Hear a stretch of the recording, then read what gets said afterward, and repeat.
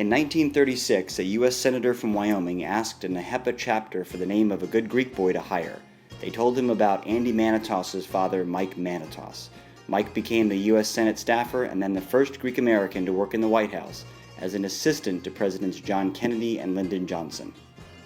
Andy began his political career as the youngest advance man for President Johnson, then a staffer for Senator Gail McGee, and then the youngest Senate Committee staff director as appointed by Senator Tom Eagleton.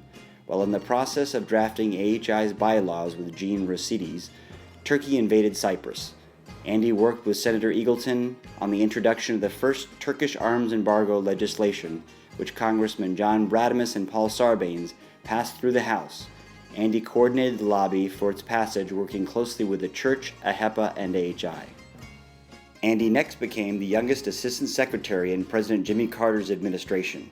Pressed to lobby the lifting of the Turkish arms embargo, Andy offered his resignation and President Carter excused his involvement. 30 years ago this year, Andy established Manatos and Manatos with his father and now shares it with his son Mike, representing organizations like the U.S. Olympic Committee.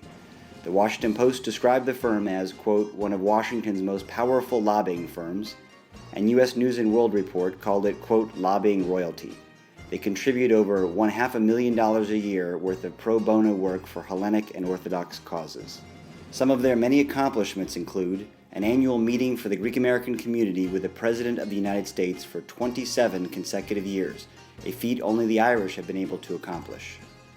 Securing for the Ecumenical Patriarch the Congressional Gold Medal, the Capitol Rotunda for the second time for living person in U.S. history, and 90 U.S. senators and 291 members to sign a letter supporting the Ecumenical Patriarch.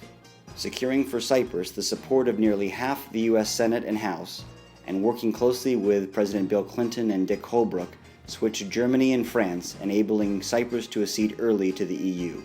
For Greece, again working with Clinton and Holbrooke, had threatening language removed from the Fyrom Constitution and had Turkish troops removed from the Greek islet of Emia. Recently, as the Greek brand has suffered, they are documenting for Washington and the world that Greece's actions in World War II were modern history's most consequential act of David versus Goliath, courage for freedom and democracy, and that no people reacted with more principle and courage during the Holocaust than did the people of Greece.